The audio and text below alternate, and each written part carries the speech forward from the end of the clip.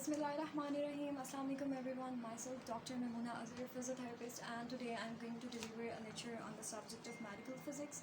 And the topic we are going to study today is all about physiological effects of Faraday current. So coming towards the Faraday current, as we have studied about the currents, its classification in the last lecture, so we are going to know about a bit details of the Faraday current, as it is the low frequency current. So Faraday current and Faradism, it is the type of current which is produced from the Faraday coil, and it is unevenly alternating current. As we know that there are two types of current, direct current and alternating current. The Faraday type of current is unevenly alternating current, and it is having two phases, first phase and the second phase.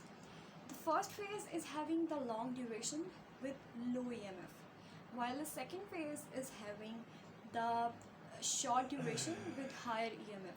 So these are the two phases which are being produced in the Faraday current, and the duration for the second phase would be about 1 millisecond. So the currents produced from the Faraday coil, they're having some particular features, and that type of currents can also be produced in the multiple ways which are having the same physiological effects, because we are concerned with the physiological effects of the current which are being produced on the muscles. So these physiological effects are produced from some other currents which are being used and practiced in electrotherapy. The features that are produced from these current are that it has 0, 1 or 2 millisecond with repetitions, and 50 to 100 times are the frequency of this type of current. So duration would be like 0, 1, 2 millisecond, and its frequency would be around 50 to 100 times per second. So that is very high frequency, like producing contraction in the muscle around 50 to 100 times, it would be really high. Now moving towards the physiological effects, the basic topic which we have to study. In the starting introduction part, we just came to know that what is Faraday current and what are its features and how it is produced and what are its uses. Now we will get to know about the physiological effects of this Faraday current. The first one is stimulation of sensory nerve.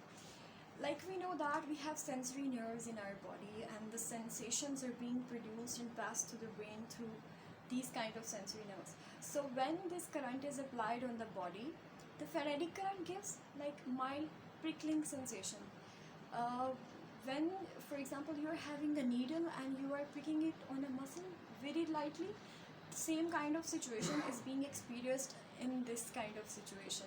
So mild prickling sensation is being produced on the muscle, and with that prickling, vasodilation occurs on the muscle. Vasodilation, when the current is being applied on that part of the muscle, the vasodilation effect would automatically give erythema on the skin, like redness will be produced on the skin part. So that redness will also be experienced when you are applying Faraday current on the body for like 10 to 15 minutes, and when you are removing that, you will get to know the erythema, and that is normal. It is not considered abnormal because it is the physiological effect of the Faraday current. And this erythema is really superficial because Faraday current is not affecting deeper muscles, like deeper parts of the body. So the erythema produced on the body, it is very superficial. Now moving towards the second part, that is stimulation of motor nerves. How motor nerves work and how motor nerves are being stimulated through Faraday current. Like when current is applied on the body, the motor nerves, they produce contractions on the muscles, they produce actions on the muscle and movement on the muscles. When you are applying current on the body, the motor nerve will react, and in that reaction, muscle contraction will be produced. In that muscle contraction, as I just mentioned already, that 50 to 100 times, like the frequency would be 50 to 100 times per second, and when you are giving contraction to the muscle with 50 to 100 times, it is really very technique, like it is continuous and technique, and these are giving the continuous stimulation. And when you are giving that continuous stimulation for a longer time on the muscle, it would automatically make our muscle fatigue, because the muscle contraction, normal contraction, it would be higher than that concentration in contraction. So crossing that limit will produce the contraction and fatigue in the muscle. Now, what are the effects basically produced from the Faradic current on the muscle? Like we do normal contraction and the metabolism of the muscle is being increased. Like we are using the hamstrings or the quadriceps or any muscle of our body, and in that mechanism automatically metabolism increases. So the current which is produced from such kind of modalities and the contraction which is produced from such kind of modalities, it is just like voluntary contraction. So when you are having the voluntary contraction, in that voluntary contraction you have the increased metabolism. The same process occurs in here. The metabolism increases in this situation too. So when the metabolism is increasing, automatically the oxygen demands on that muscles are increasing, and when oxygen demands are increasing, the carbon dioxides and waste and metabolites are being washed out from that region.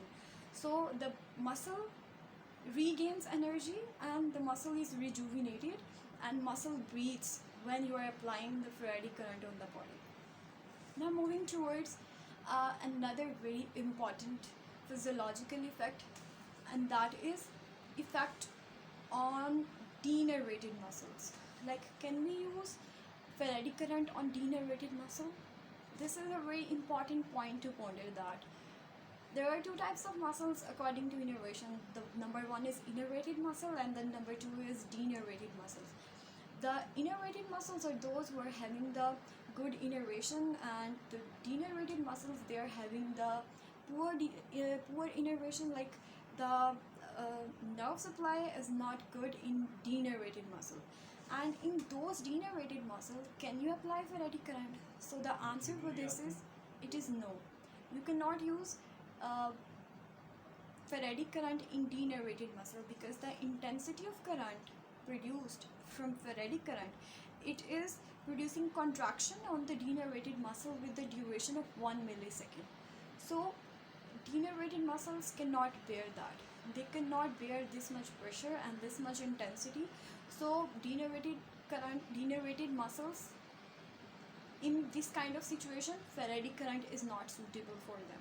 But for Faradic muscles, like in the Faradic situation or the Faradic current, that would be really used for the innervated muscles.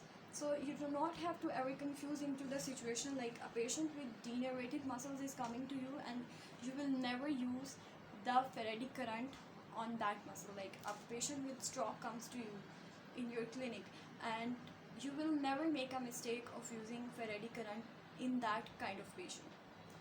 And the last thing about this is poles used. What are the poles and how we have to consider about the poles of the Faradic current? Like we know that there are two poles. Like the one is having the higher polarity and another one is having the lower polarity. So when we are considering about the poles in the Faradic current, its polarity is not being mentioned over there. But the point you have to consider sometime is you have to attach the active terminal with cathode. Like when you are attaching the active terminal with cathode, it is giving the contraction of innervated muscle with less current. Like the effect you are having from that is, when you are attaching the active terminal with cathode, you are using less current and innervated muscles are being activated. So this was all about the first part of your lecture, and in the second part you will get to know about the sinusoidal current and what are its effects. I hope you guys will be clear about this, and if you guys have any query or any question regarding the physiological effects of Faradic current and the first part of your topic, you can ask me directly, you can comment, you can call me anytime. So this was all about that lecture. Thank you so much.